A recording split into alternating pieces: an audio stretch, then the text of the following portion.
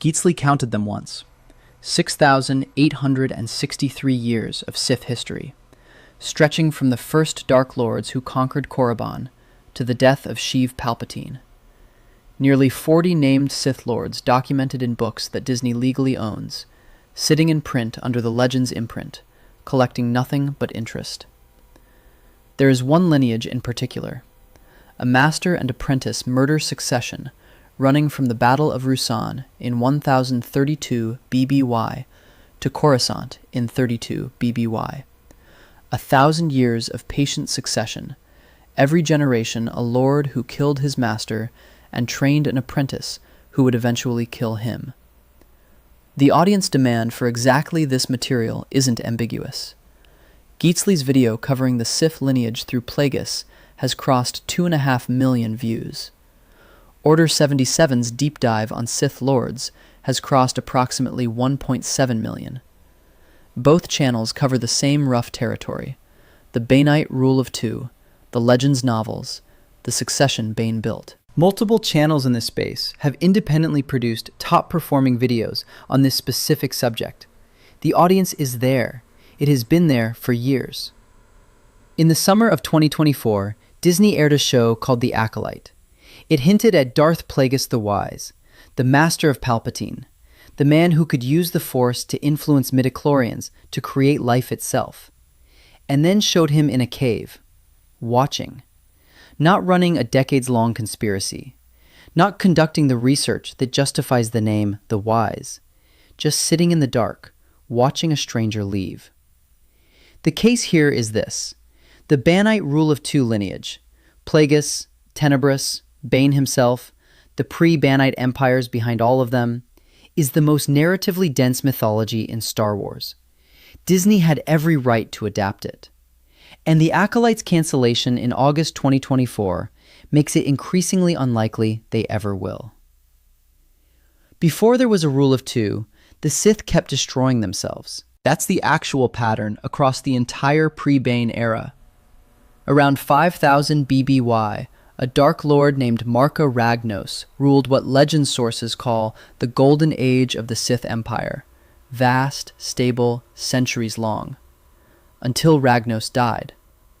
Two powerful lieutenants, Naga Sadow and Ludo Kresh, immediately went to war over succession. Sadow won, launched a reckless invasion of the Republic, got outmaneuvered by his own ambition, and lost. The Sith Empire collapsed. Sadow fled to Yavin 4. 1,000 years later, around 3996 BBY, the pattern repeated. Exar Kun and Ulic Qel-Droma rebuilt Sith power, waged the Great Sith War, and fell apart through the same mechanism: too many lords, too much ambition, insufficient structure to survive their own success.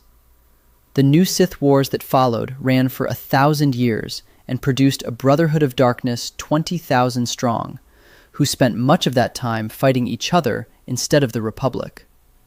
Bane saw this. He read Revan's ancient holocron on the planet Lahan. At the 7th Battle of Ruusan, he didn't fight the Brotherhood. He tricked Lord Khan into deploying the Thought Bomb, an ancient Sith technique that killed every Force-sensitive in its radius. Every Sith in the Brotherhood died. Bane had positioned himself outside the blast. The Brotherhood destroyed itself on schedule. Bane had only arranged the conditions. The Order of the Sith Lords, founded in 1000 BBY, ran on a single principle. Two there should be, no more, no less. One to embody the power, the other to crave it. One master, one apprentice. The apprentice must kill the master when ready. No vote, no committee. The succession transfers by violence, which means only the strongest survives at every generation. Bane took Darth Zana, a Force-sensitive child he found on Ruusan, as his first apprentice. The clock started. What follows is the lineage Disney owns and won't use. Bane died at Zana's hands. She took Darth Cognos, an Iktachi female assassin born before 980 BBY, formerly known as the Huntress, whose precognitive abilities made her formidable. as her own apprentice. Cognis eventually took a three-eyed mutant human named Darth Millennial as her student, then disavowed him when he rejected the rule entirely and went to Dromund Kaas to found a dark side religion that eventually became the Prophets of the Dark Side. Cognis continued the line.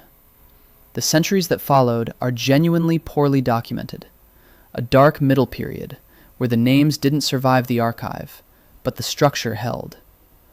Then Darth Gravid, who reportedly sealed himself inside his lair and began destroying Sith knowledge accumulated across hundreds of years, before his own apprentice killed him to stop the damage. Then Darth Vectivus, a principled human businessman who ran an asteroid mining colony, encountered dark-side energy in the rock, sought out the Sith, completed his apprenticeship, became a Dark Lord, and returned to his asteroid. Lumia describes him directly in Legacy of the Force, Betrayal. He never attempted to conquer the galaxy, never started a war with the Jedi. He just existed, learned, died of old age, surrounded by family and friends. The only Sith Lord in the lineage who managed it. After Vectivus, more unnamed lords, more undocumented decades. Then Darth Tenebrous, a Bith, a species known for mathematical precision and heightened intelligence. He carried Bane's philosophy forward nearly 9 centuries after Ruusan. His apprentice was a moon named Hago Damask, who became Darth Plagueis.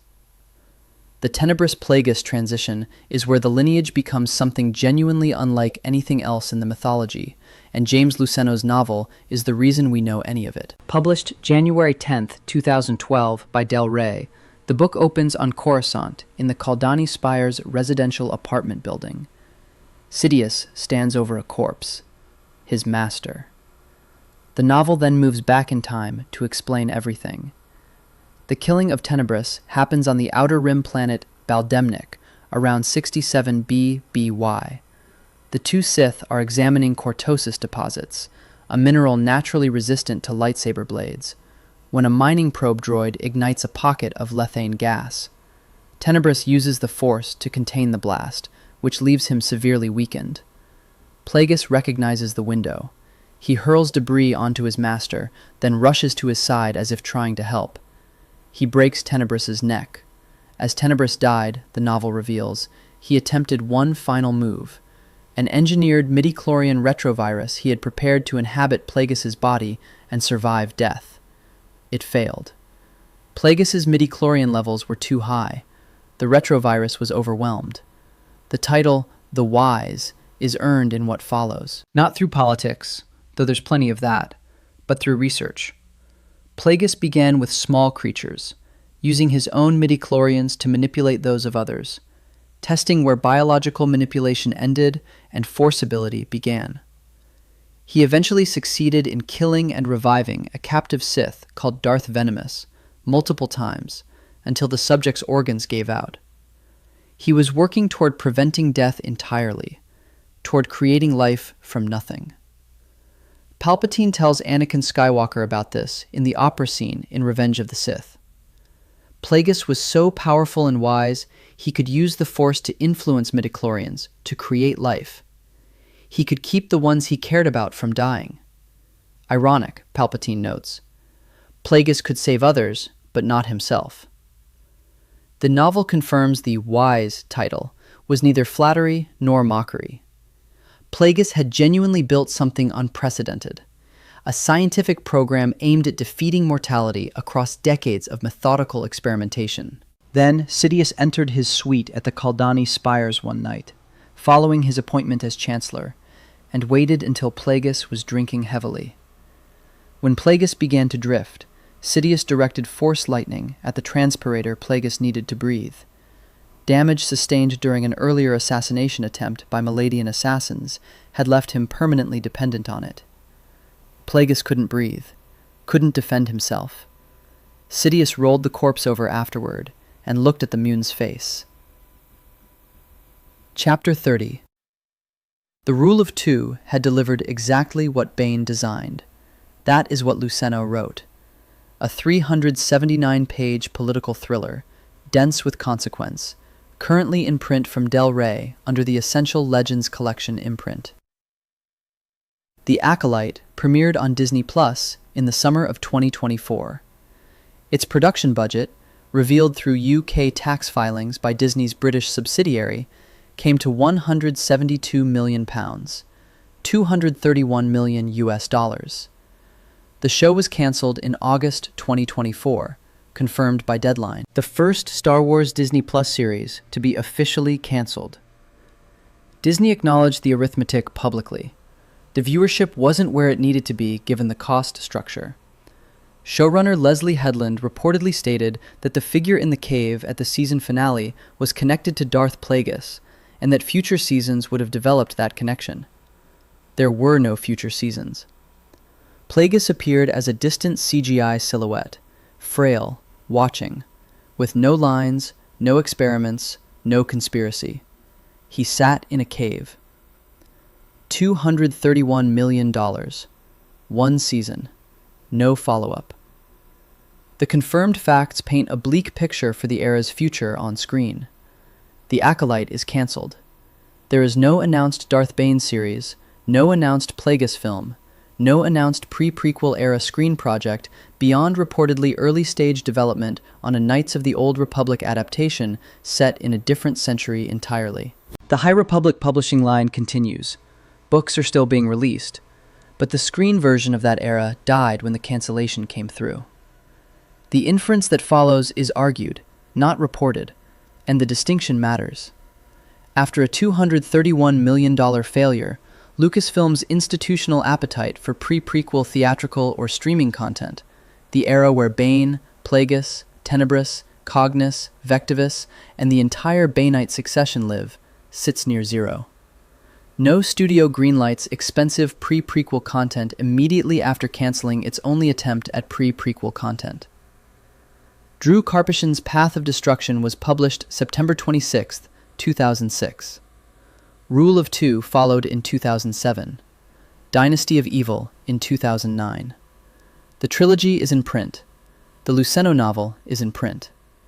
Geetsly's video covering what these books contain has crossed 2.5 million views. Order 77, covering the same territory in a different format, has crossed approximately 1.7 million. The audience isn't hiding. It isn't niche. It has been producing top-performing videos on this specific mythology across multiple channels for years. The back cover of Path of Destruction frames what Bane confronted and solved. Followers whose rivalries divided them in endless battles for supremacy.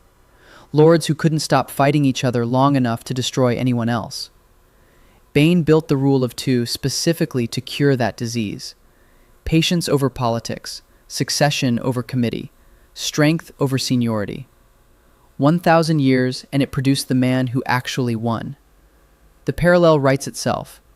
7,000 years of Sith history, books in print, proven audience demand, no announced adaptation, a cave. You won't see it on screen. Subscribe for more stories like this.